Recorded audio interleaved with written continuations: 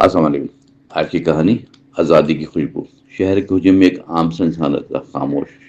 اس شخص کا نام تابع تھا کہ وہ ہمیشہ دوسروں کے مطابق تابع کی زندگی بظاہر انسان بے فکر دکھائی دیتا تھا، مگر اس کے اندر ایک اندیکھا خوف کا راج تھا۔ وہ ہر فیصلے سے پہلے لوگوں کی رائے کا منتظر رہتا اور اپنی سوچ کا ہمیشہ دوسروں کے تابع رکھتا تھا۔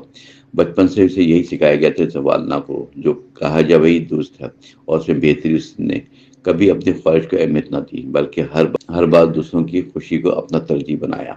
وہ وقت گزرتا گیا تھا، بڑا ہوتا گیا، مگر اس کی سوچ وہیں رکھی رہی جہاں اسے روکا گیا تھا۔ وہ تعلیم حاصل کرتا رہا، مگر صرف وہی سیکھا جو اسے بتایا گیا، محدود بغیر کسی سوال کے۔ اس نے کبھی یہ نہیں سوچا کہ وہ کیا چاہتا ہے اور اس کی اپنی رائے کیا ہو سکتی ہے۔ اس کی زندگی ایک ایسے راستے پر چل رہی تھی جس کا انتخاب اس نے خود نہیں کیا تھا۔ کبھی ایک دن اس کی ملاقات ایک اجنبی شخص سے ہوئی جو اس کا بالکل برعکس سوچ رکھنے والا انسان تھا۔ اس کا نام آزاد تھا، کیونکہ اس کی باتوں میں آزادی کی خوشبو محسوس ہوتی تھی۔ آزاد نے تابع سے پوچھا کہ کیا تم اپنی زندگی کے فیصلے خود کیوں نہیں کرتے اور ہمیشہ دوسروں کو مانتے ہو؟ تابع نے حیرت سے اس کی طرف دیکھا اور کہا، یہی تو صحیح طریقہ ہے جو اسے سکھایا گیا تھا۔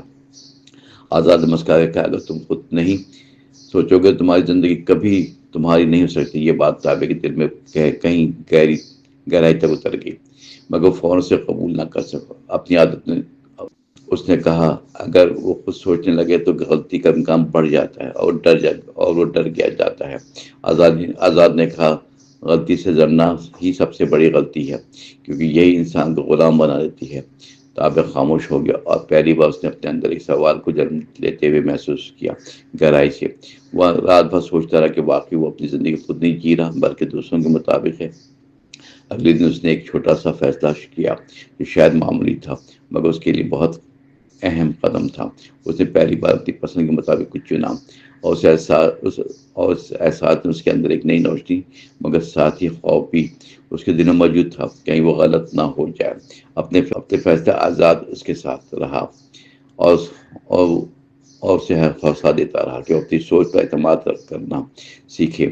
آہستہ سے تابع نے آہستہ اپنی فیصلے خود لینے شروع کیے اور تجربے اسے مزید مضبوط بناتا چلا گیا، اور اندر اس نے محسوس کیا کہ غلطیاں بھی اسے کچھ سکھا رہی ہیں، اور پہلے سے زیادہ سمجھدار بنتا چلا گیا۔ لوگوں نے اس میں تبدیلی محسوس کی اور اسے تنقید کا نشان بھی بنایا، مگر وہ پہلے جیسے نہیں تھا۔ اس نے سیکھ لیا کہ ہر آواز کا معنی ضروری نہیں ہوتا، بلکہ اپنی آواز بھی اہم ہوتی ہے۔ ایک دن اس نے آئینے میں خود کو دیکھا اور محسوس کیا کہ وہ ایک مختلف انسان بن چکا ہے۔ اس کی آنکھوں میں اب خوف نہیں بلکہ اعتماد تھا، اور اس کے چہرے پہ ایک پرسکون مسکراہٹ تھی۔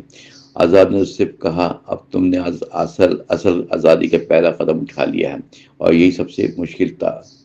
تابع نے مسکرا کے کہا کہ اب وہ سمجھ چکا ہے کہ غلامی صرف جسم کی نہیں بلکہ ذہن کی ہوتی ہے، اور جب انسان اپنے ذہن کو آزاد کر لیتا ہے، دنیا کا کوئی بھی اسے غلام نہیں بنا سکتا۔